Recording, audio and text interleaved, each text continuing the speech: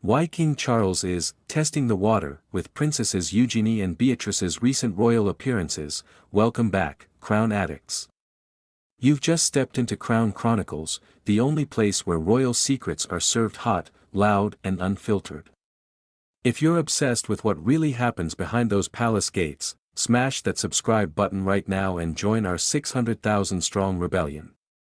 Hit the bell, because the next scandal drops when you least expect it. Imagine this: two princesses who spent years being politely sidelined suddenly walking red carpets, cutting ribbons and posing with the king like the Epstein years never happened. Beatrice and Eugenie are everywhere this winter. And palace insiders have one phrase on repeat: King Charles is testing the water. But testing for what? A full York comeback? A slimmed-down monarchy with surprise new players? Or is he quietly auditioning the only blood princesses who can save the firm when the working royals list gets dangerously thin? Stay until the very end, because the final clue about what Charles whispered to Eugenie at that Christmas reception will make your jaw hit the floor and change everything you thought you knew about the next decade of monarchy. Let's start with the receipts, because this isn't gossip, it's happening in real time. November 7th, Princess Beatrice, glowing in emerald green, stands shoulder to shoulder with Prince Edward at the Outward Bound Trust Gala. Her first official engagement in years. 4 days later, Eugenie dazzles at the King's Foundation Awards, mentoring young entrepreneurs while Charles beams like a proud uncle. Then December 5th, both sisters front row at Kate's Christmas Carol concert, laughing with Prince George and Princess Charlotte like they never left the fold. December 12th, Eugenie solo at a scoliosis charity reception hosted by, you guessed it, Buckingham Palace. And just last week Beatrice quietly joined the patron list of the York Children's Foundation. An announcement slipped onto the court circular with perfect timing. Coincidence?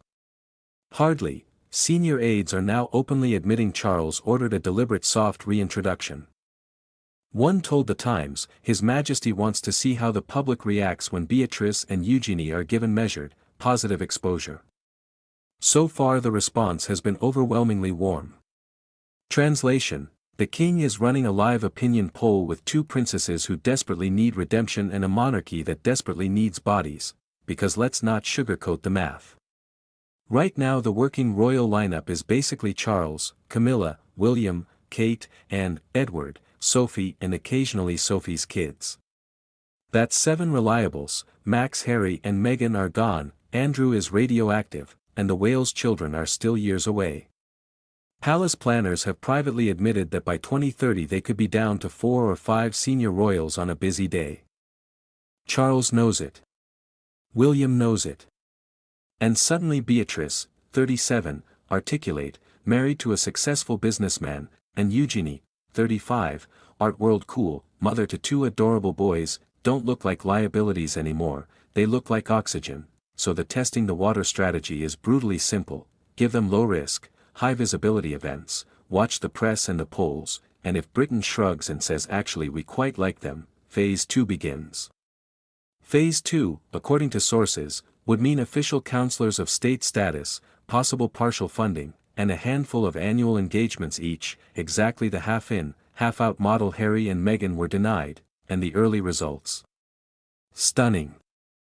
Since November, Beatrice's favorability has jumped from 41% to 59% and Eugenie's from 44% to 62% in YouGov's latest royal tracker. Social media is flooded with comments like finally some fresh royal energy and they've paid the price for their dad, let them shine. Even hardcore Republican accounts are posting, if anyone deserves a second chance, it's these two. But it's not all smooth sailing. Prince William, according to friends, is deeply cautious. He remembers the media circus every time Andrew's name trends and worries the York brand is still toxic by association. Kate, on the other hand, is reportedly the loudest voice pushing for inclusion, telling Charles, they're family. They're mothers, and they're good at this. We can't keep punishing the daughters forever. That tension, William protective, Kate compassionate, Charles pragmatic, is the quiet civil war playing out right now. And here's the moment you've been waiting for, the one that happened when the cameras weren't rolling. At the King's Foundation reception 2 weeks ago, Charles pulled Eugenie aside for a private 2-minute chat near the Christmas tree.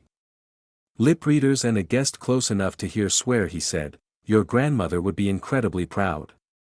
When the time is right, we'll find the proper way to bring you both fully home." Eugenie apparently teared up, hugged him, and whispered, "Thank you, Uncle Charles." That single sentence has electrified palace corridors. Fully home isn't a throwaway line, it's code for the end of the York exile. So what happens next? Spring 2026 is the rumored deadline. If the current wave of appearances keeps trending positive, expect an announcement around Trooping the Color that Princesses Beatrice and Eugenie are increasing their support for His Majesty in selected areas. Translation: the York comeback is real, it's calculated, and it just might be the smartest move Charles has made in years. The monarchy isn't dying, it's evolving, and 2 red-haired princesses nobody bet on 5 years ago might be its unlikely lifeline. So tell me in the comments, are you Team York Renaissance or Team Keep Them Private?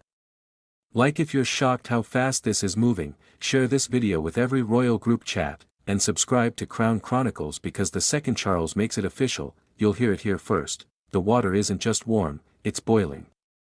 And Beatrice and Eugenie are about to jump in with both feet.